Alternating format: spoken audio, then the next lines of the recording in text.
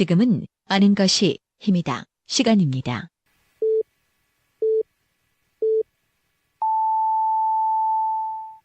Welcome to the best podcast. Knowledge. It's power.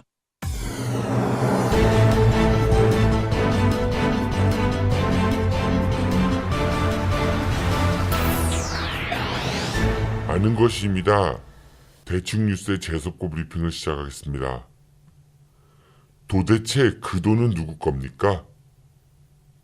지난 12월 8일 미공개 정보로 주식을 팔아 손실을 회피한 혐의로 재판에 넘겨진 최은영 전 한진해운 회장이 징역 1년 6개월, 벌금 12억 원, 추징금 5억여 원의 실형을 선고받고 법정 구속되었습니다. 최은영 씨는 롯데그룹 창업주 신교코 회장의 여동생인 신정숙 씨의 딸로 한진그룹 창업주 조중훈 회장의 셋째 아들 고 조수호 한진해운 회장과 결혼했지만 남편이 일찍 세상을 떠나는 바람에 한진해운 회장직에 오른 인물입니다. 한때 대한민국 1위, 세계 4위 규모의 해운사 경영진이 이렇게 뽑혔다는 사실이 참 씁쓸하기만 하네요. 당시 최은영 씨가 보유한 주식은 9% 정도에 불과했는데도 말이죠. 최은영 씨가 한진해운 회장직에 오른 뒤 회사의 경영 상태는 곤두박질 쳤고 회사의 과도한 손실만 남긴 채 최은영 씨는 회사 경영에서 손을 떼게 됩니다. 그리고 최은영 씨가 싼 똥을 치우기 위해 최은영 씨 남편의 큰형인 조양호 한진그룹 회장이 회사 경영권을 넘겨받게 되죠. 2014년 최은영 씨가 회사 경영에서 물러날 때 이분은 52억 4천만 원의 퇴직금을 챙겨갑니다. 그리고 유수홀딩스라는 회사를 통해 한진해운 본사 건물의 임대료를 꼬박꼬박 챙기기도 했습니다. 최은영 씨는 현재 유수홀딩스의 회장입니다. 이런 최은영 씨가 자신이 말아먹은 한진해운에서 물러날 때 부적절한 방법으로 내부 정보를 취득, 곧 값이 떨어질 자신의 주식을 미리 내다 팔아 10억여 원의 손실을 피했다고 합니다. 자신이 회장으로 있을 때 회사가 곧 자율협약을 신청할 예정이니까 그게 세상에 알려지면 주식값이 떨어질 테고 그래서 자율협약 발표 직전에 자신의 주식을 모두 팔아치운 것이었죠. 그래서 이 일로 최은영 씨는 얼마 전에 구속이 된 것입니다. 조양호 회장은 한진해운 회생을 위해 대한항공에서 2조 원가량의 유동성을 공급하기도 했지만 결국 한진해운은 파산하고 맙니다. 하도 조조 거리니까 사람들이 돈에 대해 둔감해지는 것 같습니다만 최은영 씨가 말아먹은 회사의 손실에 그 회사에 다녔던 수많은 직원들이 생계에 최은영 씨 자신이 받아갔던 급여, 퇴직금, 주식 판돈, 그리고 대한항공으로부터 들어온 2조 원까지 이건 도대체 누구 돈일까요? 그리고 그 돈은 어디에서 난 것일까요? 진정한 자본주의에 대한 이해, 주식회사는 대주주가 아닌 모든 주주들이 주인입니다. 한자릿수 지분만 갖고 온갖 편법을 통해 회사를 마치 자기 것인 양 착각하고 사적으로 돈 챙기고 회사에 손실 끼치고 이런 사람들은 건전한 자본주의 법치사회에서는 엄벌로서 단죄를 하죠. 미국 같은 나라는 이런 자들에게 징역 120년을 선고하기도 합니다. 최은영 씨는 일가 재산이 1천억 원 정도 된다고 청문회에서 밝힌 바 있으나 일각에서는 1,800억 정도는 될 것이라고 추정하기도 합니다. 이 돈은 어떻게 벌었을까요? 부럽기도 하고 또 궁금하기도 합니다. 그런데 이런 자산가가 고작 10억 원 손해 안 보려고 자신의 지위를 이용하여 미공개 정보로 꼼수를 부리다가 징역 1년 6개월, 벌금 12억 원, 추징금 5억 원을 선고받았다고 합니다. 그런데 파산으로 사라진 한진해운은 누가 책임져야 할까요? 오늘의 재석고 브리핑이었습니다. 오늘의 사족 하나. 돈이 많은 건 절대로 죄가 아닙니다. 단 남을 속이고 등치고 법 어기고 이렇게 해서 번 돈으로 부자가 된 건 그건 죄입니다.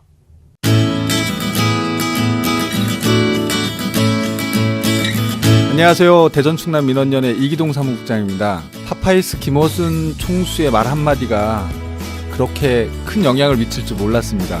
서울민원연이 파파이스 김어준 총수의 후원해주세요 말 한마디로 지금 모니터 위원들을 10명 가까이를 요청을 했습니다. 저희 대전 충남 민원연도 그렇게 일을 하고 싶습니다.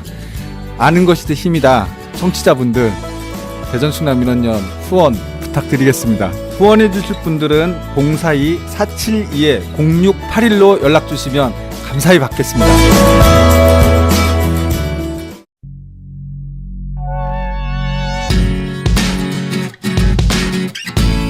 진실 고발자들을 후원해주세요. 이명박근혜 정권으로부터 4대강을 해방시키려고 노력해온 4대강 독립군들이 다큐멘터리 4대강 구역자와 저항자들을 제작합니다. MB와 구역자들에 저항하면서 10년의 삶을 희생해온 독립군들의 어깨를 한번 늙혀주세요.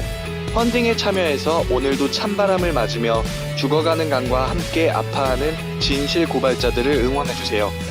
4대강에 수장시킨 민주주의를 인양해주세요. 모든 후원자는 다큐멘터리 엔딩 크레딧에 이름을 기재합니다.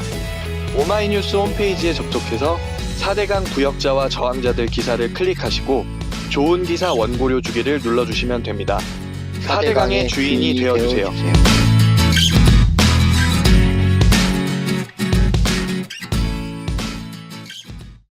대전엔 갈 곳이 없다는 편견을 날려버리기 위해 준비해보았습니다. 한경수 작가와 임재근 팀장의 띠동갑내기 여행하기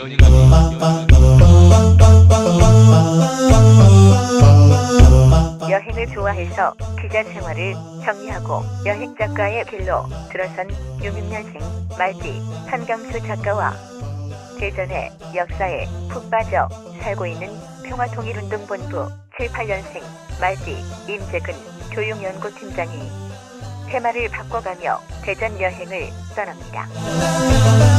지금 카카오톡에서 아는 것이 힘이다를 친구 추가하시거나 팟빵이나 유튜브, 페이스북에서 아는 것이 힘이다를 검색해주세요.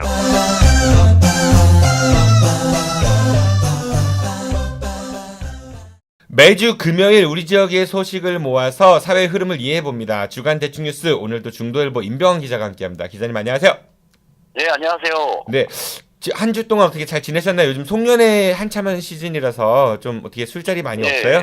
저는 아직까지는 많지는 않았고 다음 주부터 본격적으로 있더라고요. 네. 네, 오늘을 비롯해서 뭐 송년회 몇 자리가 있긴 하는데 역시 이제 제가 안에서 일하는 편집 근무를 하다 보니까 예전보다 많지는 않은 것 같아요. 불러주는 사람이 많지는 않아요. 부디 좀 살아 돌아오시고요. 제가 한 일주일 연속으로 이제 송년회 자리가 저는 있었었는데 그 중에 3군데에서 우리 임병환 기자님 이야기를 들었어요. 대칭뉴스 너무 좋아한다고. 좋은 일이죠. 네, 좋은 일이죠. 네. 네, 많이 화제돼야 되면서도 근데 좀 그 방송 너무 센 거 아니냐 뭐 이런 얘기도 좀 들어봐야 되는데. 그런데 그 좋은 소리를 듣기 위해서 저는 일주일 동안 아주 간이 쉴 날이 없었던 것 같습니다. 어제 같은 경우도 힘들었고. 목소리 좋으셔서 참 괜찮으신 것 같은데. 어젯밤엔 택시가 안 잡히는 거예요. 그래가지고 분산동 쪽에서 중앙로 정도까지 걸어갔습니다. 새벽 1시에. 술 먹고 네. 걸어가는 게 가장 안 좋은 이제 다음날 다리가 너무 아프잖아요. 그렇지 않고요. 저 걷는 걸 워낙 안 좋아해가지고, 근데 어제 눈이 좀 와가지고 미끌미끌해서 좀 그게 그렇긴 했지만 그래도 즐거운 한때를 보냈습니다. 네, 어느덧 벌써 금요일이 찾아왔어요. 이제 한 주가 또 마감이 되는데, 네, 기자님하고 만나는 시간이 딱 되면은 한 주가 끝나가는구나라는 느낌이 오는 것 같아요. 저도 마찬가지예요. 이걸 잘 마무리하면 한 주가 잘 끝났구나. 그래요, 네. 이번 주에는 어떤 소식을 전해주실 건가요? 예, 뭐 산업재해 소식을 먼저 전해야 될 것 같은데요. 그 현대제철 당진 공장에서 지난 10년간 근로자 산업재해로 30여 명이 목숨을 잃은 것으로 알려져 논란이 일고 있습니다. 연합뉴스와 건강일보, 노컷뉴스를 참고했는데요. 현대제철 당진제철소의 최근 인사사고는 지난 13일 발생했습니다. 이곳 열연공장에서 설비를 정비하던 27세 노동자 주모 씨가 설비에 몸이 끼이면서 숨졌는데요. 오마이뉴스 보도에 따르면요. 주 씨는 2014년 정규직으로 입사해 사고 당시 혼자 일하고 있었다고 합니다. 또 유족들은 사고 현장을 답사한 후 설비 중인 기계의 작동 금지 표시나 급정지 할 수 있는 비상 스위치 등이 최소한의 안전장치도 없었다고 주장하고 있습니다. 이게 구의역 스크린도어 사고에서도 그 학생이 혼자 일하다가 그런 변을 당했는데 이분께서도 혼자 계셨다고 하니까 사고가 나도 계속 반복되는 것 같아서 좀 그러네요. 네, 그 사고가 근데 현대제철 같은 경우는 이번이 처음이 아닌 것 같아요. 그 잊을만 하면 안전사고가 발생하고 뭐 사망사고 이런 소식들이 있었던 것 같은데 현대제철 그 당진 공장에 또 어떤 사고가 있었었죠? 그 사고 이력을 한번 찾아보니까요. 지난해 11월에는 컨베이어 벨트 라인에서 하청업체 30대 근로자가 설비에 끼어 숨졌고요. 작년 12월에는 열연 공장에서 30대 비중기 조종사가 크레인에서 떨어져 운명을 달리했습니다. 2013년에는 협력회사 근로자 5명이 아르곤가스에 질식해 숨지는 대형 사고도 있었고요. 금속노조에 따르면 2007년부터 최근까지 당진 공장에서 산재로 사망한 근로자가 33명이라고 밝히고 있습니다. 그 고용노동청이 인사사고 발생한 공장에 대해서 그러니까 여긴 사고가 난 부분이니까 작업하지 마시오라는 작업 중지 명령을 내렸다고 하는데 이걸 또 현대제철이 어겼다고 하더라고요. 그 노동청은 14일 오전부터 근로자 사망사고가 발생한 A지구 열연공장과 인근 철근 공장에 작업 중지 명령을 했습니다. 작업 중지 조치가 내려진 곳에서 15일에는 근로자가 컨베이어 벨트에 손을 다치는 일이 또 발생했는데 중지 명령을 지키지 않았다는 논란이죠. 이 때문에 노동청은 당진 공장 B지구 열연 공장과 C지구의 열연 공장에 대한 작업 중지 명령을 추가로 내렸습니다. 또 18명으로 구성된 특별근로 감독관들이 당진 공장의 안전 조치를 확인하고 있습니다. 왜 이 회사는 이렇게 말을 안 듣는데요? 참나. 그러게 이게 어떤 작업 중지 사망 사고 난 곳에서의 작업 중지 명령까지도 사실은 어기고 거기서 컨베이어 벨트가 돌아가는 상황에서 작업자가 거기에 손이 껴서 골절상을 입었다고 하거든요. 그래서 말 그대로 중지 멈추라 더 이상 작업하지 말라는 명령이 있었음에도 컨베이어 벨트를 돌렸다는 게 좀 놀랍죠. 그러니까 이런 기업들이 보통 보면은 뭐 일부 기업이긴 하겠지만은 항상 노동자 개인의 부주의로 어떤 안전사고를 돌리는 경향이 있는 것 같아요. 뭐 그러니까 정신 똑바로 차리고 일해야지. 너 전날 술 먹고 와서 일한 거 아니야? 뭐 이런 식의 얘기도 제가 들었던 것 같고요. 근데 회사가 돈을 버는 거 못지않게 직원을 보호해야 되는 게 우선이지 않을까 저는 그런 생각이 들어요. 그렇기 위해서는 직원 안전을 위해 필요한 게 뭘까에 대해서 좀 고민을 해봐야 되는데 우리가 그런 고민들을 할 수 있잖아요. 충분히. 그쵸. 아이들이 뭐 위험을 갖고 놀 때는 그 안전을 위해 뭐뭐를 해줘야 된다. 이런 식의 고민을 하듯이. 그러니까 말로만 조심해라 한다고 해서 해결될 거 아닌 것 같아요. 뭐 주의하시오라는 스티커 붙인다고 해서 해결될 것도 아닌 것 같고 노동 시간, 정해진 노동 시간도 잘 따져봐야 될 것 같고 안전 장치 그리고 혼자 일하지 않고 이렇게 짝을 지어서 일할 수 있는 뭐 그런 장치들이 좀 많이 있어야 될 것 같다는 생각이 드네요. 가장 최근인 지난 13일에 그 27세 주모 씨가 그 산업재해로 돌아가셨는데요.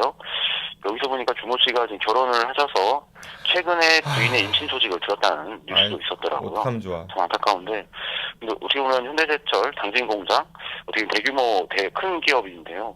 이런 데서 안전사고가 났을 때 행정 절차, 행정 조치 이런 거에 대해서 좀 맷집이 좀 센 것 같아요.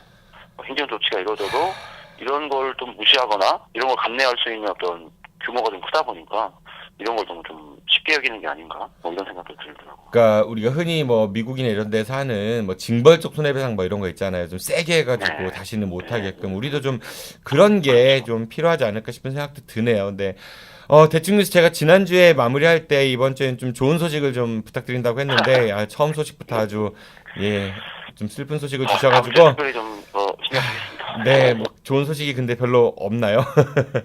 네, 다음 소식 한번 기대해 보겠습니다.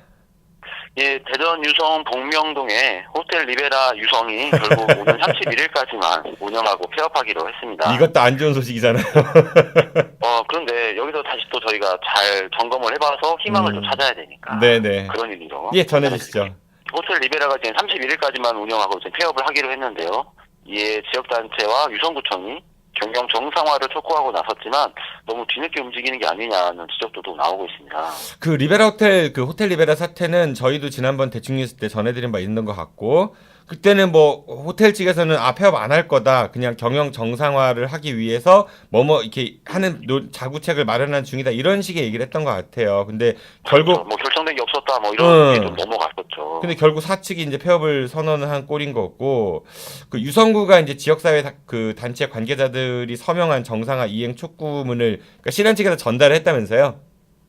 네, 먼저 그 호텔 리베라가 계획대로 문을 닫을 경우 당장 직원 130명의 생계수단이 단절되고요. 여기에 청소와 음식, 건물관리 등 호텔 협력업체 종사자 2천여 명에게도 영향을 미치게 됩니다. 이 때문에 호텔 리베라 유성 노조원들은 지난 18일 서울 신한그룹 본사 앞에서 박순석 회장과 면담을 요청했으나 면담을 하지 못했고요. 갑질 폐업을 중단해달라는 촉구를 현장에서 했습니다. 이어 말씀처럼 유성구청이 19일 자치행정국장을 신한그룹에 보내 정상화 이행 촉구문을 신한그룹 이진철 총괄 사장에게 전달했습니다. 신한그룹에 좀 유감이 좀 많습니다. 저 같은 경우는 처음에는 이제 폐업 안 할 것처럼 얘기하더니 지금은 그런 수준으로 가는 것처럼 보이고 신한그룹 측은 호텔의 경영난을 이유로 대고 있지만은 결국은 호텔 부지에다가 이제 주상복합 아파트를 짓는 거 아니냐 뭐 그런 의심을 하는 쪽도 있는 것 같아요. 그리고 이제 호텔 직원들에 대한 고용 승계는 앞으로 계획에 대해 설명도 없고 그러니까 좀 답답한 것 같습니다. 저희가 이제 문제가 처음 불거졌을 때가 지난 8월이었거든요.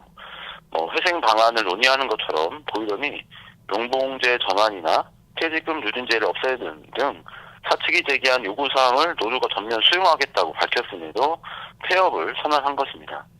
또 신한그룹의 사업 분야를 보면 호텔뿐만 아니라 레저, 금융, 제조업과 건설업이 있거든요. 기택건설을 전문으로 하는 신한은 한때 도급순위 13위까지 오른 종합건설사인데요. 호텔을 허물고 주상복합을 건설하는 게 아니냐는 의혹이 나올 만한 상황이죠. 이 신한그룹은요, 제가 좀 찾아보니까, 이 유명한 기업입니다. 우선은 신한그룹 홈페이지에 보면은 여기는 인재를 소중히 하는 기업이 앞서갑니다. 신한의 제1사업, 바로 인재양성입니다라고 해서 인재를 굉장히 중요시 여기는 그런 회사라고 얘기를 하는데, 신한그룹 이제 계열사 중에 휴스트리라는 회사가 있어요. 강관을 제조하는 회사거든요. 국내 시장 점유율이 8% 정도가 되고 국내 3위 정도가 됩니다. 매출액이 3천억 원대이고 코스닥 상장사이기도 합니다. 근데 2016년에 여러분도 아마 들어보셨을 것 같아요. 부당 해고를 당한 그 직원들이 소송을 해가지고 이겼어요. 그래서 복직을 하니까 이 회사 측에서 화장실 앞에다 책상을 딱 놔줍니다. 거기서 일하라고. 직원들을 화장실 앞에 책상을 놓고 네, 화장실 앞에서 일하라고. 그 복직자들이 그렇죠. 그러면서 복직자들을 다시 쫓아내기 위해 가지고 해고 매뉴얼을 딱 만드는 게 나중에 발각이 돼서 큰 곤혹을 치렀던 곳이에요. 이 박순석 회장이라는 분은 유명하시죠. 이분은 전에 이제 마카오 억대 상습 도박 혐의로 구속된 적도 있으시고요. 그래서 징역 10개월 선고 받았는데 항소심에서 이제 집행유예 2년으로 감형돼서 풀려나는. 그러니까 우리나라가 참 돈 많으신 분들은 집행유예가 되게 잘 나오는 것 같아요. 그런 형을 봤는데 어떻게 또 회장을 또 계속 하고 있는지도. 그리고 2013년, 14년 총 3차례에 걸쳐가지고 이분 이제 회사 계열사 중에 저축은행이 있어요. 신한저축은행이라고. 거기에 이제 중소기업 업자 그 대표한테 48억 정도를 이제 그 저축은행이 대출을 해줍니다. 그리고 이제 고맙다는 그 수수료 감사 명목으로 4억 9,400만 원 정도를 이렇게 받아요. 그 혐의로 구속 기소가 돼가지고 1년 2개월의 실형을 선고받기도 했어요. 그 이 큰아드님이 휴스틸 대표고요. 둘째 아들 같은 경우는 신한저축은행 이사인데 둘째 아들 같은 경우는 주가 조작 혐의로 구속된 적도 있고요. 또 이 박순석 회장 같은 경우는 한두 끝도 없죠. 박순석 회장 같은 경우는 예전에 이제 그 경찰 유치장에 있을 때 그 속초 경찰서 사장한테 현금하고 양주 뭐 이런 거 주고 대신에 수감생활 편의를 받은 그런 걸로 좀 논란이 있었습니다. 황제 이른바 황제 수감이라고 해가지고 예 그래서 저희가 알만한 사건은 다 여기가 연결이. 이분이에요. 그러니까 그래서 이 과장 같은 경우는 2007년인가요? 그 드라마 경찰 다루는 드라마인 히트라는 드라마가 있었어요. 거기를 주인공을 이제 모티브로 이분을 딴 정도로 조직 폭력 그 분야에서는 정말 유명한 과장이라고 하시는데 그분은 어떻게 됐어요? 그분 뭐 강등돼가지고 경기도 어디 저기 뭐 지구대인가 어디 가 계시다고 하고요. 그러니까 이게 우리가 친한 리베라 호텔 리베라 하면 거기서만 딱 생각이 그치지만은 이 박순석 회장이 유명하신 분입니다. 전국적으로도 아까 말씀드렸듯이 화장실 앞에 책상부터 해가지고 뭐 도박, 상습 도박, 네. 아드님은 주가 조작, 황제 그 수감 예. 그래 불법 대출, 알선 뭐 이런 거. 네 이분 장학재단도 있습니다. 순석 장학재단이라고. 지역에 호텔이 폐업했을 때 지역 사정이나 아니면 근로자들의 어떤 어려운 상황을 또 순수하게 설명한들 그게 통하지 않을 것 같은 느낌이잖아요. 네, 이 신한그룹은 인재를 수중히 하는 기업이 앞장서는 신한의 제1서 바로 인재 양성을 목표로 하는 회사입니다. 이번 시간은 임병환 기자가 해묵은 취재수를 꺼내가지고 청취자 여러분들께 과거의 사건을 통해가지고 오늘 한번 되돌아보자라는 취지로 만들어진 코너죠. 네, 임병환 기자의 해묵은 취재수첩. 오늘은 어떤 기사를 소환해내실 건가요? 네, 저희 해묵은 수첩에 어떤 기사를 선정할지는 제 마음대로 좀 하고 있는데요. 이번에 좀 준비한 거는 이제 재건축 사업에 관련된 겁니다. 그 오래된 주택을 얻어 새 아파트를 짓는 사업 중에 주민들이 조합을 만들어 추진하는 재건축이라는 게 있습니다. 대전에 국내 최장수 재건축 조합이 있는데요. 조합원들은 2006년도에 새 아파트에 입주했으나 안타깝게도 1,900만 원의 청산 분담금을 더 내야 할 처지입니다. 이 아파트의 조합원 주택을 최근에 매입한 분도 청산 분담금의 빚을 떠안게 되었습니다.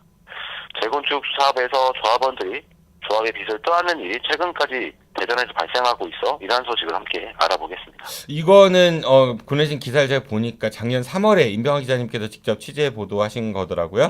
그러니까 해묵은 취재 수첩보다는 그냥 좀 약간 미지근한 따끈하진 않고 진행 중이에요. 미지근한 그 취재 수첩에서 꺼낸 기사 같은데요. 조합을 결성해서 새 아파트를 준공했고 그 사람들이 이제 주민들이 10년 정도를 살았는데 갑자기 조합원들은 1,900만 원의 돈을 더 내야 된다 이런 이제 통보를 받았다는 거잖아요. 나는 집을 딱 분양받고 샀는데 또 돈을 추가로 내라고 이해가 잘 안 가합니다. 네, 천천히 이야기를 해보면요. 그 논란의 아파트는 대덕구 비례동에 있는 한신 휴플러스인데요. 2006년에 준공했습니다. 대전 톨게이트로 오갈 때 길 옆에 보이는 아파트이죠. 이곳에는 당초 5층 높이의 아주 낡은 다세대 주택이 있었다고 해요. 새 주택을 만들어 보려고 1998년 조합을 결성했고 대전에서는 민간이 주도한 재건축 사업이 시작한 초창기 사례입니다. 조합은 여러 곡절을 거쳤으나 결과적으로는 2006년도에 지금의 새 아파트를 완성했습니다. 당시 재건축 조합원 203명이 새 아파트에 입주해 상당수는 지금도 거주하고 계십니다. 문제는 2013년도에 불거졌는데요. 재건축 조합을 청산하려고 보니 결정적으로 아파트 대지 중 일부가 아직도 조합에 귀속되지 않거나 은행 담보에 잡혀 있었습니다. 아파트 부지에 채권이 설정되어 있었다는 얘기인데요. 은행 채무와 채권을 모두 해소해야 하는데 이를 위해서는 모두 35억 원이 필요한 상황이라고 합니다. 그 옛날에 사시던 분들이 재건축 조합을 만들어갖고 새 아파트를 짓고 그 분양을 받았는데 나중에 보니까 아파트 땅의 일부가 은행에 담보로 잡혀 있어가지고 그거를 갚지 않으면은 아니면 제3자의 소유가 되어 있다는 얘기죠. 그러니까 내 집이 아닌 셈이 됐네요. 100%가. 그렇죠. 저도 아파트에 좀 오래 살았었거든요. 근데 그 대지권 지분이라는 말은 좀 어렵기도 하고 못 들어본 것 같아요.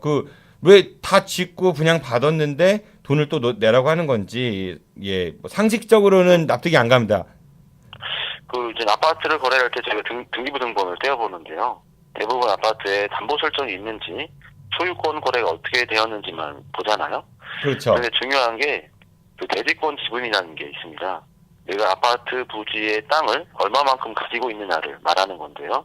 뭐 가령 1000평 부지에 10세대짜리 아파트를 지었다면 각 세대의 대지권 지분은 100평씩 동등하게 나뉠 것입니다. 하지만 기대 한신 휴플러스의 경우는 47평형 조합 분양자의 예를 든다면 49.17제곱미터의 대지권 등기가 정상인데 지금은 18.3제곱미터의 대지권만 등기돼 있다는 거죠. 아파트의 부지 안에 재건축 조합이나 입주민이 소유가 아닌 땅이 있다는 의미입니다. 그러니까 이게 아파트를 지었는데 그 땅 중에 일부는 다른, 그러니까 은행을 비롯한 제3자가 소유하고 있어서 결국은 내 아파트이지만은 아파트 대지에 내 땅의 지분이 그만큼 인정이 안 되고 있다, 뭐 그런 얘기인 것 같은데, 네. 기사를 보니까 아파트 부지 내 타인소의 땅을 그러니까 그게 이제 내 아파트인데 땅도 그럼 완전히 내게 되려면은 그 압류 같은 걸 해제해야 되니까 그 돈을 이제 은행이나 아니면은 그 땅 주인한테 줘야 된다는 얘기인 거잖아요. 그 조합원들이 애초에 몰랐던 그 돈, 아까 말씀한 35억 원 정도 뭐 해서 이 n분의 1 하면 1,900만 원 뭐 이렇게 된 것 같은데, 조합원들 같은 경우는 뭐 자기들이 공사를 하고 뭐 이래 그 시행사 역할을 했으니까 뭐 피해 억울하긴 하겠지만은 그렇다 쳐도 조합원 아파트인지 모르고, 그러니까 그 조합원한테 사서 나중에 들어오신 분들 같은 경우는 그거 좀 황당하겠습니다. 예, 제가 취재할 때 만난 53세 주부의 사례를 한번 설명해 보려는데요. 이분은 2013년에 이 아파트를 매입했거든요. 넉 달이 지나자 집으로 등기가 하나 와서 받아보니까 청산금 부과 통지서였어요. 그때서야 자신이 매입한 주택이 조합원 분양세대라는 걸 알았고요. 더 억울한 거는 청산 부담금을 못 내겠다고 버티자 조합은 법원에 이 여성의 주택에 대해 강제경매 절차를 접수를 했고, 이 여성분은 억울한 마음을 꼭 눌러가면서 1,874만 원을 법원에 공탁해서야 자신의 집의 경매 절차에 진행하는 것을 중단시킬 수 있었습니다. 재건축조합 아파트를 매입했다는 것만으로 조합원의 자격과 책임을 승계했다고 봐야 하는 것인지는 지금도 논란입니다. 이분은 그 부동산 중개사무소를 통해 매입했지만 이러한 사자에 대해서 통보를 받지 못했고요. 어떤 분은 조합 문제를 설명 들었지만 500만 원이면 해결될 것이라며 집값을 조금 깎는 수준에서 매입한 분도 있습니다. 이러한 2차 피해 세대만 최소 89세대 되는 것으로 89세대면은 상당히 많네요. 그러니까 이분들은 집 내놨으니까 내가 집 살려고 가서 집을 샀어. 그런데 나중에 딱 문서 날라오니까 뭐 돈 내, 뭐 이거 아까 말씀하신 청산 분담금 내라고 2천만 원 가까이 되는 거 내라고 나오니까 난 못 내. 그러니까 여기서 압류 걸고 그 법원에 그 돈 내고 공탁 걸어가지고 그 압류 절차를 중단시키고, 이게 뭐 하는 건지 모르겠어요. 그러니까 이분들이 그거 내막을 알고 집을 샀다간 몰라도 그냥 집에 그런 거 안 써 있으니까 모르고 사셨다는 거는 억울한 경우가 많이 있을 것 같습니다. 이분들은 이렇게 황당한 일이 발생했으니까 전 세대주에게 뭐 이런 사정을 설명 안 하고 나한테 주택을 매각했으니 이건 계약이 무효다, 뭐 이런 식의 소송도 낼 수 있는 거거든요.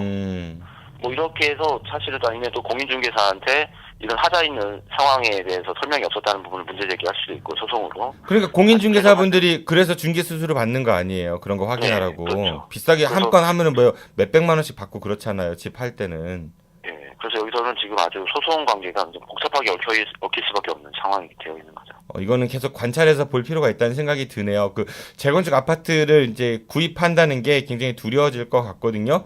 뭐 저야 뭐 돈이 없으니까 그런 공포는 없지만은 이게 재건축 아파트인지 알아도, 그러니까 어떤 게 조합원 분양 몫인지 그것도 이렇게 색깔로 표시해 놓는 것도 아닐 테고, 등기부등본에 표시되어 있는 것도 아니고, 뭐 기사를 보니까 또 다른 것들도 다 동일하고 대지권 지분율만 숫자가 좀 적게 나온다는데, 그걸 누가 이렇게 확인해 보겠냐는 거죠.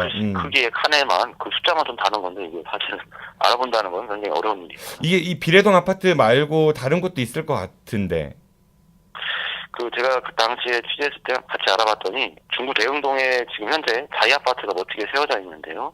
이것도 재개발 사업으로 진행된 재건축 아파트입니다. 이곳은 대흥 1구역 주택 재개발 조합이 진행을 했던 건데요. 이곳의 조합원도 수십억 원의 청산금 소송을 벌이고 있고요. 일부 조합원은 가압류를 당하기도 했습니다. 또 유천 1동 재건축 주택 조합의 경우 조합원은 2008년 유천동 주민센터 앞에 준공한 주상복합 아파트에 지금도 입주하지 못하고 건설사 등 27개 업체가 공사 대금을 못 받았다며 유치권을 행사하며 점유하고 있습니다. 이 건설 부분이 참 문제가 많은 부분 같아요. 뭐 2020년부터는 이제 선분양제가 사라진다고 법이 통과됐다고 하니까 그렇다 쳐도 이 분양하는 것부터 집단 대출 그리고 공사 하도급 관계까지 그러니까 건설사 하면 돈 많이 번다고들 얘기하는데 돈이 그만큼 많이 벌린다는 거는 바꿔 얘기하면은 거품도 많이 껴 있고 또 누군가 분명히 피해를 본다라는 거에 대한 반증이 아닐까 싶어요. 재건축에서 주민들 만났을 때 주민들은 전문가가 아니거든요. 그렇죠. 시공사나 시행사들은 좀 이런 분야에서 많이 해왔기 때문에 주민들이 좀 속을 수 있는 가능성, 이런 어떤 조금 당한다, 뭐 이런 피해를 호소하는 분들 만났었거든요. 그래서 상당히 좀 신중해야 될 일이더라고요. 취재가 이건 쉽지 않았을 것 같은데 그 가장 기본적인 의식주 중에서 집에 대한 거고 또 한 가정에 정말로 집 때문에 큰 위험이 될 수도 있잖아요. 우리 사회가 이런 부분은 관심을 많이 가져야 되지 않을까 그렇게 생각이 듭니다. 네, 이거 사실 취재가 쉽진 않았는데요. 그때 제가 그 정의당 남가연 그때는 정책실장님이셨거든요. 그때 남가연 실장님 현장에서 만났어요. 주민들의 말씀을 듣고 그걸 어떤 정책적으로 바꾸려고 하는 노력을 남가연 실장이 하고 계시더라고요. 그래서 저는 좀 뒤늦게 가서 그거에 대한 취재를 했었죠.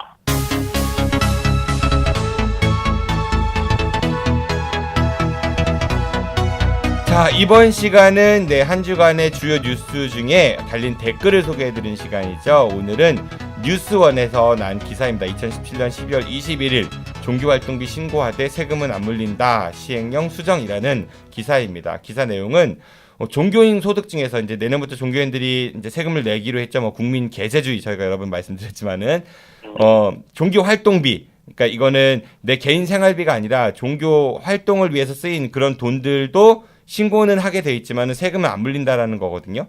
이게 과연 실효성이 있을까라는 논란인 거죠. 그러니까 종교 활동비를 뭐뭐를 썼습니다. 금액 얼마입니다. 신고는 하되 그거에 대한 과세는 하지 않는다. 이런 건데 이해하십니까? 기자님 무슨 얘기인지?